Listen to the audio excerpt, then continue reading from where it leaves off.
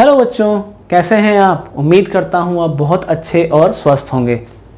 मैं कुंदन कुमार एक बार फिर से आपका अपने चैनल गुरुकुल स्टडी ड्रोम में स्वागत करता हूं और आज मैं लेकर आया हूं इलेक्ट्रोमैग्नेटिक इंडक्शन। क्या magnetic effect of electric current का बहुत खूबसूरत सा टॉपिक जिसका नाम है इलेक्ट्रोमैग्नेटिक इंडक्शन, जिसे हम लोग शॉर्ट में बच्चों EMI भी कहते हैं। क्या कहते हैं? EMI, electromagnetic induction. क्या है ये इलेक्ट्रोमैग्नेटिक इंडक्शन? इस चीज को जानने से पहले थोड़ा प्रीवियस वीडियोस के बारे में बात कर लेते हैं या प्रीवियस टॉपिक को थोड़ा सा रिकॉल कर लेते हैं। बच्चों, अब तक आप लोगों ने क्या सीखा था कि किसी कंडक्टर में जब आप करंट पास करते हो तो वो कैसा बिहेव करता है? वो एक मैग्नेट की तरफ बिहेव करता है। क्या ये पॉसिबल है कि इस मैग्नेट से हम करंट बना लें? ध्यान दीजिएगा, अब तक आपने क्या सीखा बच्चों कि we are providing the current in any conductor and that conductor behave like a magnet. और इसी प्रिंसिपल पे हम लोगों ने इलेक्ट्रिक मोटर नाम का एक डिवाइस भी बनाना सीख लिया था। ठीक है बच्चों, आज की इस वीडियो में हम लोग बात करेंगे कि क्या इसका रिवर्स पॉसिबल है। अभी तक हम करंट पास करते थे तो मैग्नेट बनता था, क्या मैग्नेट से हम करंट बना सकते हैं? अगर ये चीज हमें मालूम हो जाए, सोचो कितना इजी काम है ना, कितना अच्छा होगा कि हम करंट खुद ब खुद बना सकते हैं। इनफैक्ट ये हम नहीं, सन 1831 में दो साइंटिस्ट जिनका नाम था Michael Faraday and Joseph Henry ने इस चीज को सोचा और एक्सपेरिमेंटली ये प्रूव करके दिखाया कि यस, इज इट पॉसिबल कि हम मैग्नेट से करंट बना सकते हैं। और इस एक्सपेरिमेंट, इस कंक्लूजन ने एक दुनिया में क्रांति ला दी और सबका बड़ा सबसे एग्जाम्पल है आज आप मुझे देख पा रहे हो, है ना। और ये किसके कारण हो रहा है? हमारे घरों में प्रेजेंट इलेक्ट्रिक करंट से। और ये इलेक्ट्रिक करंट प्रोड्यूस कैसे हो रहे हैं? तो इलेक्ट्रिक करंट प्रोड्यूस करने का एक टेक्निक है जिसे हम लोग क्या कहते हैं? Electromagnetic induction. वो करंट जो हमारा बन रहा है ना, वो एक मशीन, क्या है, एक इंस्ट्रूमेंट के कारण बन रहा है। उसका नाम क्या है? जनरेटर। और वो जनरेटर बच्चों इसी प्रिंसिपल पर काम करता है। तो आज हम जो इस दुनिया में, जो आज की इलेक्ट्रॉनिक्स दुनिया में हम है ना, तो उसका सबसे बड़ा जो क्रेडिट जाता है वो Michael Faraday and Joseph Henry साहब को जाता है, जिन्होंने हमें अल्टरनेटिंग करंट, यानी हमारे घरों में जो आने वाला करंट है वो हमें पहुंचाया। ठीक है, तो वीडियो बहुत इंटरेस्टिंग है, ध्यान से देखेंगे। तो इलेक्ट्रोमैग्नेटिक इंडक्शन, सबसे पहले आपसे कोई पूछेगा इलेक्ट्रोमैग्नेटिक इंडक्शन क्या है, तो नाम में ही आंसर है, मैग्नेट से क्या, मैग्नेट से करंट बनना, मैग्नेट से करंट का बनना इलेक्ट्रोमैग्नेटिक इंडक्शन है। सिंपल, एकदम इजी डेफिनेशन, आप इसको इंग्लिश में कन्वर्ट कर लेंगे अपने लैंग्वेज में। मैग्नेट से करंट का बनना इलेक्ट्रोमैग्नेटिक इंडक्शन है। Production of electricity from the magnet, current का मैग्नेट से बनना, that process is known as a electromagnetic induction. ठीक है बच्चों, अब दिमाग में बात आती है कि ऐसा होता कैसे पॉसिबल है कि हम मैग्नेट से करंट बनाएं। तो फैराडे साहब ने एक एक्सपेरिमेंटली इस चीज को प्रूफ करके दिखाया। फैराडे साहब ने क्या किया? एक क्लोज कंडक्टर लिया बच्चों, ये हम लोगों ने एक क्लोज कंडक्टर लिया। ठीक है, ये हमारे पास एक कंडक्टर है और इस कंडक्टर को उन्होंने क्या किया? एक डिवाइस से जोड़ा जिसका नाम क्या है बच्चों? गैल्वेनोमीटर। क्या है ये? गैल्वेनोमीटर। अब ये गैल्वेनोमीटर क्या है बच्चों? जरा सुन लीजिए। गैल्वेनोमीटर एक डिवाइस है बेटा। क्या है बच्चों? एक डिवाइस है जिसकी रीडिंग, जिसका जो एरो, ये जो डिवाइस है ना बच्चों, गैल्वेनोमीटर, इस डिवाइस का जो निडल होता है वो हमेशा जीरो पर इंडिकेट करता है, हमेशा जीरो होता है। और जैसे ही करंट पास हो जाए, यानी करंट इस किसी सर्किट में जाए, तो ये निडल या तो राइटवर्ड या तो लेफ्टवर्ड डिफ्लेक्शन शो करता है। तो हम कह सकते हैं गैल्वेनोमीटर एक ऐसी डिवाइस है that detects the amount of current, that detects the presence of current, जो क्या करता है? किसी सर्किट में करंट के प्रेजेंस को इंडिकेट करता है। इनफैक्ट उसकी वैल्यू भी बताता है कि कितनी अमाउंट ऑफ करंट फ्लो कर रही है, साथ ही साथ उसके डायरेक्शन को भी बतलाता है। अब आप बोलोगे सर, अगर करंट की वैल्यू बताता तो हम एमीटर लगाते हैं, पर एमीटर हमें डायरेक्शन नहीं बताता और वो बहुत स्मॉल अमाउंट ऑफ करंट को डिटेक्ट नहीं कर पाता। इसीलिए हम लोगों ने क्या इंस्ट्रूमेंट बनाया, गैल्वेनोमीटर। जब आप क्लास 12th में जाओगे तो आप इसको डिटेल में पढ़ोगे गैल्वेनोमीटर के बारे में। फिलहाल आप जान लीजिए गैल्वेनोमीटर क्या है। एक डिवाइस है जो करंट को डिटेक्ट करता है, साथ के साथ उस करंट के डायरेक्शन को भी बतलाता है। तो फैराडे साहब ने क्या किया, एक्सपेरिमेंट, फैराडे का फर्स्ट एक्सपेरिमेंट ये कहलाता है। उन्होंने क्या किया, एक क्लोज सर्किट लिया, उसे उसको किससे जोड़ा बच्चों, गैल्वेनोमीटर से, और एक बार मैग्नेट लिया, और इस बार मैग्नेट को, ये बार मैग्नेट का नॉर्थ पोल और ये साउथ पोल, जब इस बार मैग्नेट को वो कंडक्टर की तरफ लेकर आए, जब इस बार मैग्नेट को वो आगे कंडक्टर की तरफ मूव किया, तो उन्होंने कुछ आश्चर्यजनक चीज देखा। क्या देखा कि गैल्वेनोमीटर की निडल जो है ना बच्चों, दैट डिफ्लेक्ट, गैल्वेनोमीटर की जो निडल अभी फिलहाल 0 पे थी वो डिफ्लेक्ट हो गई।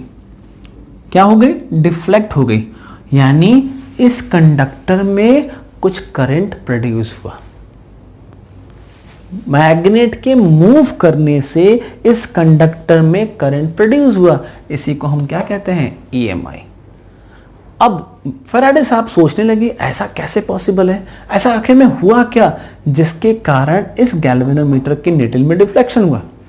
अच्छा, फिर उन्होंने क्या देखा कि जब वो मैग्नेट को कंडक्टर की तरफ लेकर आए तो गैल्वेनोमीटर की निडल राइट हैंड साइड में मुड़ी, और जैसे इस मैग्नेट को कंडक्टर से दूर लेके गए, पहले सिचुएशन में मैग्नेट को कंडक्टर की तरफ लेकर आया तो गैल्वेनोमीटर की निडल राइट हैंड साइड में डिफ्लेक्शन शो करती है, और जब इस मैग्नेट को हम कंडक्टर से दूर लेकर जाते हैं, इस सिचुएशन में भी गैल्वेनोमीटर की निडल डिफ्लेक्शन शो करती है, लेकिन पहले वाले से अपोजिट डायरेक्शन में।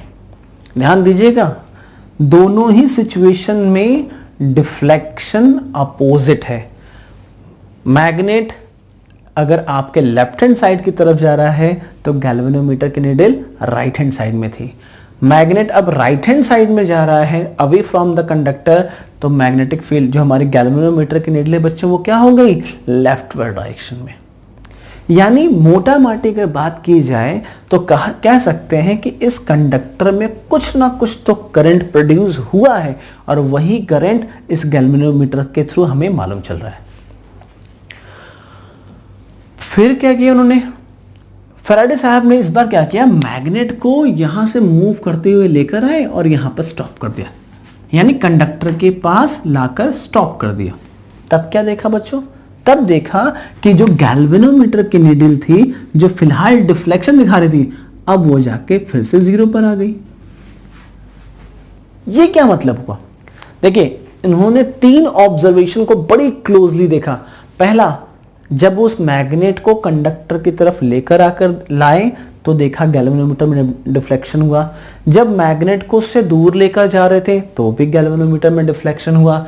और अगर उस मैग्नेट को हम क्लोज कंडक्टर के पास क्लोजली लाकर स्टॉप कर देते हैं तो गैल्वेनोमीटर में डिफ्लेक्शन नहीं होता।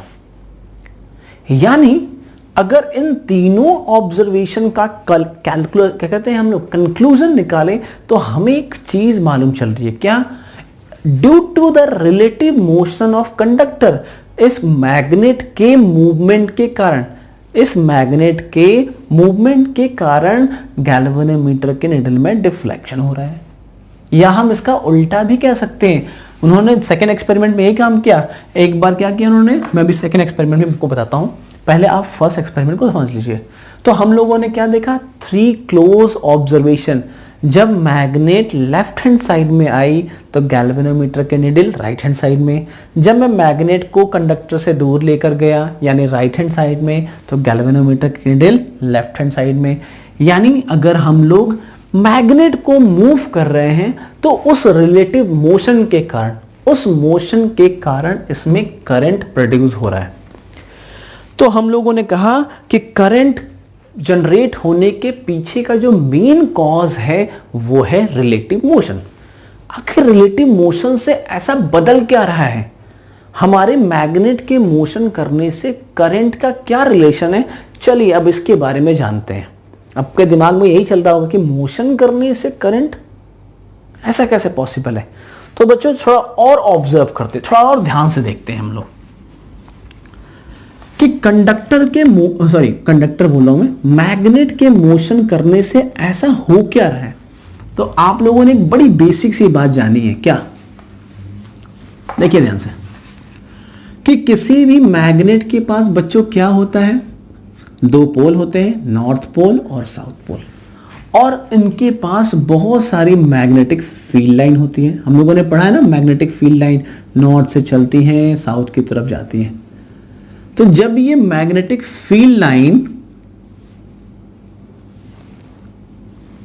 देखिए ध्यान से, इस मैग्नेट के पास बहुत सारी मैग्नेटिक फील्ड लाइन थी। जब ये मैग्नेट दूर था तो बहुत कम फ्यू लाइंस जो होंगी इस कंडक्टर से होकर जा रही होंगी। क्या इस बात को समझ रहे हो? सोच के देखो कि ये हमारा मैग्नेट है फिलहाल, अभी यहां से निकलने वाले मैग्नेटिक फील्ड लाइन, बहुत कम मैग्नेटिक फील्ड लाइन के साथ इंटरेक्ट कर रही होंगी। लेकिन जैसे जैसे ये मैग्नेट क्लोज होता जाएगा, यानी मैग्नेट को और क्लोज लेकर आओ, अगर मान लीजिए हमारा मैग्नेट यहां से अब यहां आ गया है, कहां आ गया? एकदम कंडक्टर के पास। अब बताइए क्या होगा? तो आप बोलोगे कि बहुत सारी मैग्नेटिक फील्ड लाइन जो होंगी इससे क्रॉस होकर जा रही होंगी ना बच्चों? तो आपका जवाब होगा हाँ सर, बहुत सारी मैग्नेटिक फील्ड लाइन पहले से तो ज्यादा जा रही होंगी। यानी जब मैं मैग्नेट को कंडक्टर की तरफ लेकर आ रहा था, यानी मैं जब कंडक्टर को मोशन दे रहा था, तो क्या बदल रहा था? Magnetic field line. देखिए ध्यान से, ये जो मैग्नेटिक फील्ड लाइन है ना बच्चों, मैग्नेटिक फील्ड लाइन क्या हो रही है? लिंक हो रही है। क्या हो रही है? लिंक्ड विद द, और ये जो मैग्नेटिक फील्ड लाइंस हैं लगातार कंडक्टर के साथ लिंक हो रही है और इनका नंबर लगातार इंक्रीज हो रहा था। पहले कुछ लाइनें जा रही होंगी, 1 2 3 4, हो सकती है 5 6 जा रही हो। जैसे और नजदीक आए तो 10 लाइनें, और नजदीक आए 50 लाइनें, और नजदीक आए 100 लाइनें। तो क्या देखा? लगातार number of magnetic field line ज्यादा से ज्यादा कंडक्टर के साथ लिंक हो रही है। इसे फिजिक्स की लैंग्वेज में इसे हम लोग क्या कहते हैं बच्चों? इसे हम लोग टर्म से जानते हैं, इसको कहते हैं फ्लक्स। क्या कहते हैं बच्चों? फ्लक्स। हालांकि इसे आपको क्लास 10th में नहीं पढ़ना, आप जान लीजिए ये जो मैग्नेटिक फील्ड लाइन जो है ना, जितना ज्यादा किसी क्लोज कंडक्टर के साथ लिंक्ड होंगी उसे हम लोग क्या कहते हैं बच्चों? फ्लक्स। तो हम कह सकते हैं कि फ्लक्स बदल रहा है। क्या बदल रहा है? फ्लक्स बदलता है। क्या बोलते हैं? कह सकते हैं क्या? लगातार मैग्नेट के मूव करने से फ्लक्स बदलता है। क्या बदलता है? फ्लक्स बदलता है। और बच्चों जब फ्लक्स बदलता है ना तो क्या प्रोड्यूस होता है? इसको कहते हैं ईएमएफ। इसे हम लोग शॉर्ट में ई, और आप इसे फिलहाल समझिए पोटेंशियल। क्या कहते हैं इसको हम लोग?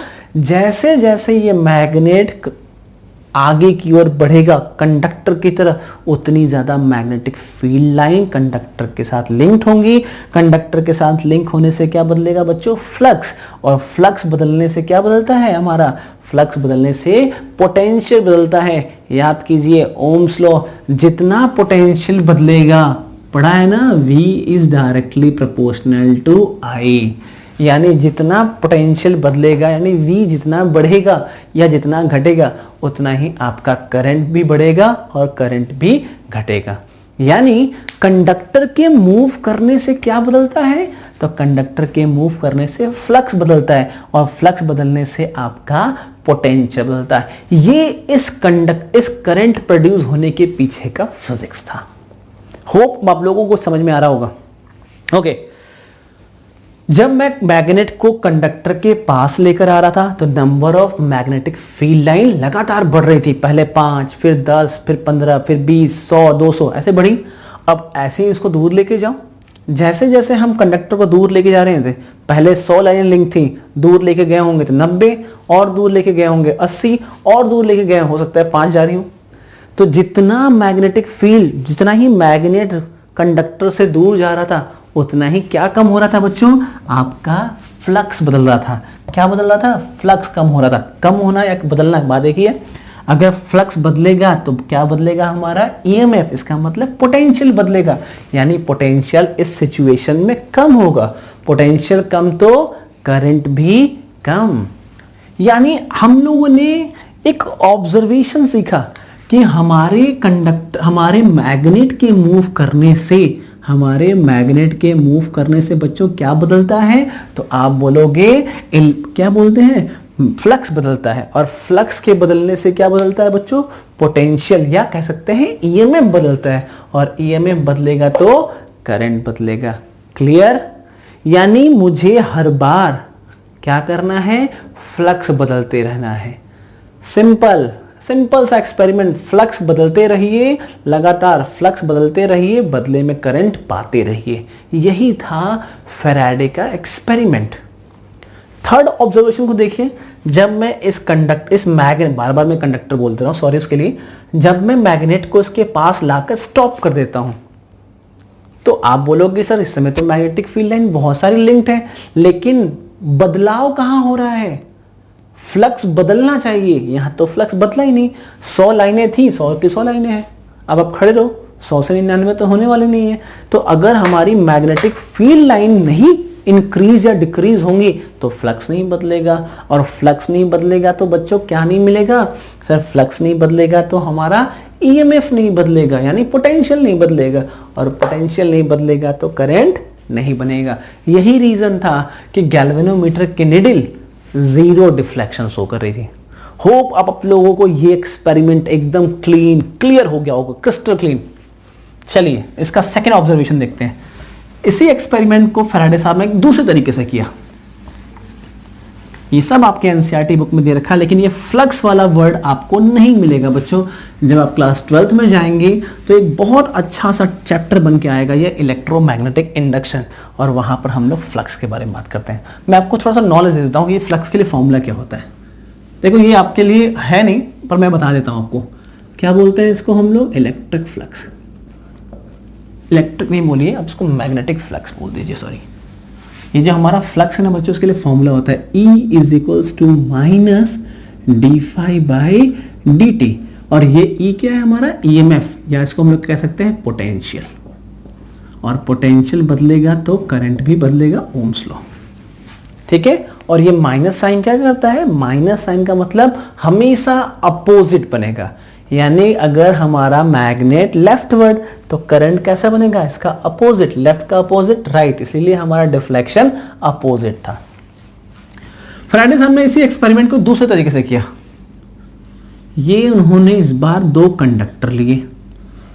एक कंडक्टर के साथ उन्होंने क्या किया? गैल्वेनोमीटर को जोड़ा, G फॉर गैल्वेनोमीटर। और सेम ऐसा ही एक और कंडक्टर लिया, और इस कंडक्टर में उन्होंने क्या किया? बैटरी, ठीक है, एक टैपिंग की, क्या कहते हैं इसको हम लोग? टैपिंग की। अब देखिए, ये हमारा कंडक्टर जो सिर्फ किससे जुड़ा हुआ है? गैल्वेनोमीटर से। ये हमारा कंडक्टर एक बैटरी से जुड़ा हुआ है। तो फैराडे साहब ने क्या किया? इस बार इस टैपिंग की से की को ऑन किया। तो जैसे की को ऑन किया, देखो ध्यान से, अभी तक इसके गैल्वेनोमीटर के निडल में क्या डिफ्लेक्शन होगा? तो आपका जवाब होगा नो। क्या है? अभी हमारा ये सर्किट ओपन है। अगर ओपन सर्किट है तो इसमें कोई मैग्नेटिक फील्ड प्रोड्यूस नहीं हुआ होगा। लेकिन जैसे ही हमने इस सर्किट को क्लोज किया बच्चों, क्या किया? क्लोज किया। अब देखो ये क्लोज हो गया हमारा, तो क्या हुआ? इस कंडक्टर में करंट। अब करंट जैसे ही प्रोड्यूस हुआ किसी कंडक्टर में तो क्या बन जाएगा? वो मैग्नेट। यानी ये क्या बन गया बच्चों? एक मैग्नेट। सिर्फ ध्यान दीजिएगा, ये ऑफ से ऑन तक होते वक्त, देखो ऑफ पर था और ऑफ से ऑन होने में, ऑफ पे था तो करंट की वैल्यू कितनी थी? 0। और जब ये ऑन हो गया तो डेफिनेटली बहुत सारी मैग्नेटिक फील्ड लाइन इसके साथ तुरंत लिंक हो गई होंगी ना। यानी मैग्नेटिक फील्ड लाइन पहले क्या थी? 0, फिर क्या बन गई होंगी? मैक्सिमम। मान लो हमारी 100 हो गई, फिर मैंने की को ऑफ कर दिया, फिर 100 से कहां पहुंच गई? 0। और अगर मैंने की को ऑन रख दिया तो करंट की वैल्यू फिर से 0। ध्यान दीजिएगा, फिर से सर एकदम ध्यान से, भूलना नहीं है। पहले की ऑफ था तो यहां पे करंट की वैल्यू क्या थी 0, यानी गैल्वेनोमीटर का डिफ्लेक्शन क्या था बच्चों 0। जैसे ही आपने की ऑन किया तो गैल्वेनोमीटर के नीडल में डिफ्लेक्शन हुआ। मान लिया कि 100 मैग्नेटिक फील्ड लाइन लिंक्ड हो गई इसके साथ। जैसे ही हमने 0 पे रखा था तो अभी फिलहाल गैल्वेनोमीटर की नीडल 0 थी और इसमें 0 लाइन लिंक थी।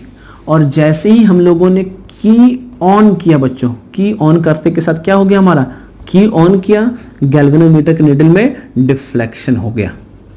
क्या होया, डिफ्लेक्शन। क्यों डिफ्लेक्शन हुआ, यहां करंट 0 से क्या बना, कुछ बना, यानी number of magnetic field line, मान लिया कि 100 लाइंस क्या हो गई, लिंक्ड हो गई सर, किसके साथ, बगल वाले के साथ। ऑन किया तो ये मैग्नेटिक फील्ड लाइन कुछ बनी ऐसे, है ना, सुना है ना, ये सोलेनॉइड की तरह बिहेव करेगा। तो 0 से 100, पहले 0 थी अब 100 हो गई, यानी क्या बदला, तो आप बोलोगे फ्लक्स बदला। क्या बदला, फ्लक्स। और अगर फ्लक्स बदला तो क्या बदलेगा, हमारा पोटेंशियल बदलेगा। और पोटेंशियल बदलेगा बच्चों तो क्या बदलेगा, हमारा करंट। क्लियर है, ध्यान दीजिए, बस फ्लक्स बदलना चाहिए। 0 से मैक्सिमम फ्लक्स बदला। अब मैक्सिमम से मैंने ऑन कर दिया, ऑन था, अब ऑफ करेंगे तो सर मैक्सिमम से फिर कहां पहुंच गया, 0। यानी उस सिचुएशन में भी हमारा क्या होगा, करंट प्रोड्यूस होगा, लेकिन अपोजिट। अगर मैं की को ऑन करके छोड़ दूं तो क्या गैल्वेनोमीटर के नीडल में डिफ्लेक्शन होगा, तो आपका जवाब होगा नहीं। क्यों, क्योंकि लगातार कंटिन्यूअस करंट फ्लो हो रही है। अब कितनी अब कंटिन्यूअस करंट का मतलब 100 लाइनें क्या थी इसके साथ बाउंड थी, अब वो 100 ही है। 100 से 101 नहीं हो रही है, ना ही 99 हो रही है, 100 है तो 100 ही है। पर मुझे करंट फाइंड करने के लिए मुझे क्या चाहिए था, चेंज इन फ्लक्स, यानी क्या था हमारा, फ्लक्स बदलना चाहिए, फ्लक्स नहीं बदला। तो इस पूरे EMI एक्सपेरिमेंट के, यानी फैराडे के इस एक्सपेरिमेंट का एक कंक्लूजन अगर हम निकालें तो किसी भी कंडक्टर में अगर करंट पास कराना है, किसी भी कंडक्टर में अगर मुझे करंट जनरेट कराना है तो लगातार मैग्नेटिक फील्ड लाइन को बदलते रहिए। क्या कीजिए, मैग्नेटिक फील्ड लाइन को बदलते रहिए, और मैग्नेटिक फील्ड लाइन के बदलने से आपका फ्लक्स बदलेगा बच्चों। क्या बदलेगा, फ्लक्स। फ्लक्स के बदलने से आपका पोटेंशियल बदलेगा और हमें बदले में क्या मिलेगा, एक करंट मिलेगा, जिसे हम लोग क्या कहते हैं, इंड्यूस्ड करंट कहते हैं। ठीक है बच्चों, तो उम्मीद कर रहा हूं कि अब आपको ये इलेक्ट्रोमैग्नेटिक इंडक्शन समझ में आ गया होगा। अब बात, समस्या यहां पे एक और आ गई। ये बड़ा कंफ्यूजिंग था कि हमें इस डायरेक्शन ऑफ जो हमें करंट मिल रहा है, उस करंट का डायरेक्शन कैसे मालूम चले, इस करंट का डायरेक्शन कैसे मालूम चले। तो एक साहब आए जिनका नाम था फ्लेमिंग। क्या नाम था, फ्लेमिंग। फ्लेमिंग ने पहले लेफ्ट हैंड रूल दिया था, जिसके थ्रू हम लोगों ने फोर्स फाइंड किया था इलेक्ट्रिक मोटर वाले वीडियो में। अब फ्लेमिंग साहब ने क्या कहा कि मेरे पास एक और तरीका है इस इंड्यूस करंट का डायरेक्शन बताने के लिए, और उन्होंने क्या किया, फ्लेमिंग राइट हैंड रूल दिया।